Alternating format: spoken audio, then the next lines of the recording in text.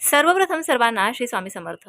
उद्यापासून अधिक मास म्हणजे काय, तर पुरुषोत्तम मास म्हणून सुद्धा ह्या अधिक महिन्याला ओळखलं जातं. असं म्हटलं जातं की कुणीही ह्या महिन्याला धारण केलं नाही आणि त्यामुळेच भगवान विष्णूंनी ह्या महिन्याला धारण केलं. त्यामुळे ह्याला पुरुषोत्तम मास सुद्धा म्हटलं जातं. ह्या पुरुषोत्तम मासात भगवान विष्णूंची सेवा करणं खूप महत्त्वाचं ठरलं जातं. त्याचबरोबर आपण घरात काही पूजा विधी काहीही करत असू तर त्यासाठी कुठले नियम असतात, काय पाळावे काय नाही पाळावे, हे संपूर्ण तुम्हाला ह्या व्हिडिओतनं माहिती मिळणार आहे. शिवाय लेक जावयाला ह्या दिवशी जेवायला बोलवतात ह्या महिन्यात आणि ते काहीतरी दान दिलं जातं. किंवा तुम्हाला जर का सेवा करायची आहे तर ती सेवा कशी करायची, अधिक महिन्याची प्रभावी सेवा सुद्धा ह्या व्हिडिओत तुमच्याशी शेअर करणार आहे. व्हिडिओ कंटिन्यू पहा आणि ज्यांना कोणाला हवा असेल त्यांना व्हॉट्सअपला जाऊन नक्की शेअर करा. सगळ्यात महत्त्वाची गोष्ट अधिक मास. आता अधिक मासात आपण बऱ्याचशा पूजा करत असतो घरात, म्हणजे सेवा करत असतो. परंतु तुम्हाला माहिती आहे का, अधिक महिन्यात आपल्याला पूर्ण महिनाभर मांसाहार करायचा नसतो. शिवाय अधिक महिन्यात आपल्याला ब्रह्मचर्याचं पालन करायचं असतं. पण बरेच लोक काय करतात, तर बाळासाठी ट्राय करत असतात, त्यामुळे त्यांना ह्या सगळ्या गोष्टी जमत नसतात. परंतु ब्रह्मचर्याचं पालन ह्या महिन्यात केलं जातं. त्याचबरोबर ह्याच महिन्यात नाही तर कधीच नाही कुणाशी भांडू नका, कुणाची निंदा नालस्की करू नका. ह्या सगळ्या गोष्टी ह्या महिन्यात करायच्या नाही किंवा कधीच करायच्या नाही.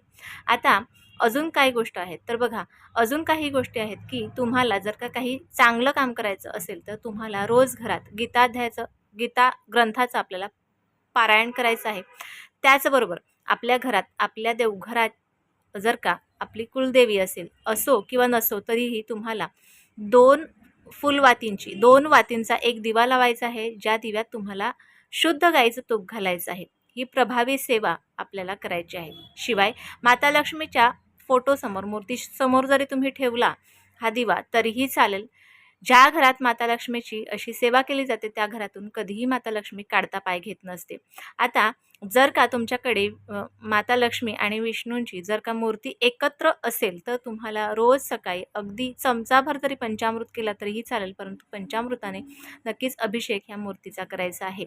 आता तुम्हाला ह्या महिन्यात काय प्रभावी सेवा करायची आहे, तर तुम्ही कुठलाही ग्रंथ ह्या महिन्यात वाचू शकता. पूर्वीच्या काळात अधिक महिन्यात किंवा श्रावण महिन्यात बरेच लोक गीताध्यायाचे पठण करत होते. त्यामुळे आपण सुद्धा ह्या गीता ग्रंथाचे पठण करू शकतो. शिवाय बरेच लोक अधिक मासात लेक आणि जावयाला घरी जेवायला बोलवतात आणि काहीतरी दान सुद्धा देत असतात. आता आपण ज्या वेळेला जावयाला दान देतो त्यावेळेला हे दान आपल्याला जेवढं शक्य होईल तेवढंच दान द्यायचं असतं.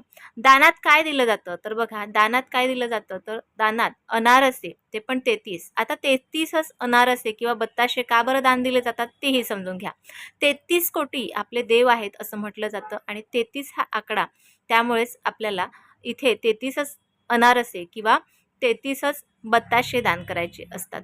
आता आपल्याला जावयाला आणि लेकीला ज्या वेळेला जेवायला बोलवायचं आहे त्यावेळेला जावयाला आणि लेकीला आपल्या पायाला स्पर्श करून देऊ नका, कारण जावाई आणि लेक ही लक्ष्मीनारायणाचा जोडा असतो. त्यामुळे कुणीही आई वडिलांनी सुद्धा आपल्या मुलीला आणि जावयाला नमस्कार करायला सांगू नका. आता प्रभावी सेवा तर तुमची झालीच आहे आणि तुम्हाला लेक आणि जावयाला काय दान द्यायचं आहे तेही कळलं असेल. दानात तुम्ही इतर कुठल्याही वस्तू देऊ शकता, परंतु तुम्हाला रिटर्न काहीतरी गिफ्ट मिळेल हे काही मनात ठेवू नका. तुम्ही दान ह्या महिन्यात तुम्ही इतर लोकांना सुद्धा दान करू शकता. मग ते दान कसलंही असू शकतं. पैसे सोडून तुम्ही कसलेही दान करू शकता, कारण पैशांचा आजकाल गैरवापर केला जातो. त्यामुळे अन्न किंवा पाण्याचं किंवा कपड्यांचं दान तुम्ही ह्या महिन्यात नक्कीच करू शकता.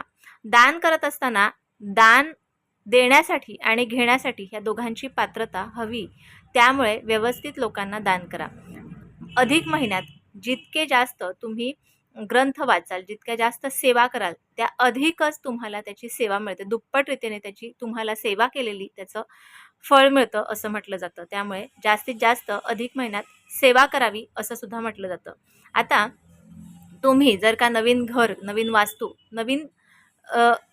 नवीन वास्तूत तुम्हाला जर का प्रवेश करायचा असेल, गृहप्रवेश करायचा असेल, तर अधिक मासात कुठल्याही प्रकारचे शुभ कार्य केले जात नाही असं म्हटलं जातं. बाकी तुमची इच्छा.